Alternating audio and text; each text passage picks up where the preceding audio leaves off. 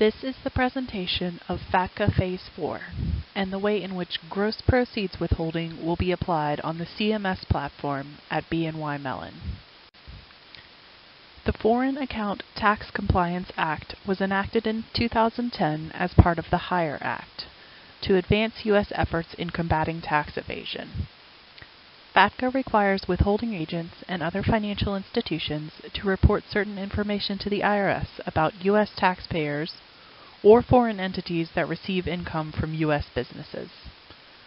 Those who do not provide the proper identifying information will be subject to tax withholding in greater amounts than they might otherwise qualify for. BNY Mellon serves as withholding agent for thousands of foreign clients. At this point, 3 phases of FATCA have been introduced within the organization. The first involved identifying which accounts were subject to withholding and what documentation was needed to comply with FATCA. Phase 2 established requirements for foreign financial institutions. Phase 3 established similar requirements for domestic banks, including backup withholding for U.S. accounts. Phase 4 is now scheduled to go into effect. In this phase, FATCA requires withholding to be applied to merger proceeds, capital gains, and other forms of income. These income types, collectively known as gross proceeds, have not been considered taxable under previous phases.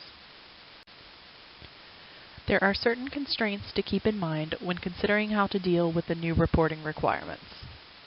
Accounts on CMS are migrating to the GSP platform, so there will be no technology revisions to the CMS system. The solution must ensure that tax processing teams are able to receive gross proceeds transaction information as the payments occur. Also, the CMS accounts are under the jurisdiction of CIBC Mellon. Representatives of that company will be involved in the project and may need regular access to the proposed solution. Our proposal involves the creation of an application that combines account information with transaction data into an Excel report. The report will run daily and will be deposited to a SharePoint site. The tax processing teams can allow access to the site in whatever method they see fit. The tax team currently reviews 22 transaction reports daily, so adding another cumbersome report is not ideal. The FATCA application should save some 8 to 10 hours of review time weekly, which will indirectly lower costs. The budget for the project is $67,000, and we are predicting a total cost of $66,776.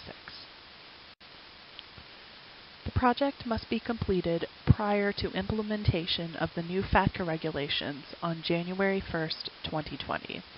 And we are anticipating completion prior to October 2019. There will be 4 primary stages to the project: team coordination, technology and data, testing, and then closing and go live. As project manager, Emily is in charge of the first and last stages. Mikhail will handle technology and data, and Kay will be testing lead. Each leader is expected to request assistance from the associates on their teams as needed.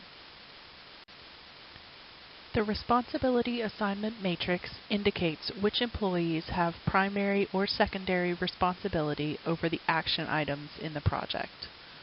The 4 stages of the project are shown on the left, along with sub-activities for each. As shown in the resource cost overview, the bulk of the project expenses are devoted to the salaries of the participants. Because Kay is the primary lead over the testing phase, and testing is the most time-consuming, her salary makes up the largest portion of the total budget. There is also $4,000 reserved for technology expenses. In order to get information about which transactions qualify as FATCA-eligible gross proceeds, we will set up a proprietary access to Wolters Kluwer, which provides information on corporate actions. Additionally, some members of the project team will require licensing for the applications to be used in testing.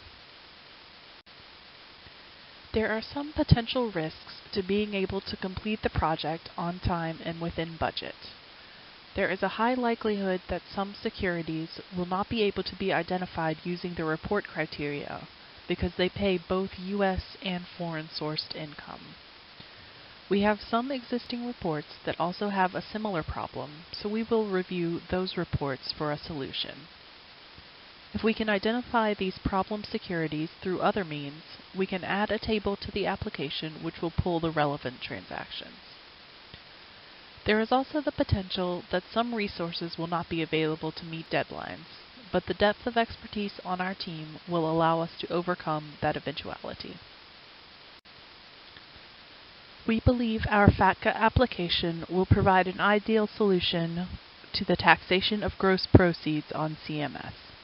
Thank you for your time.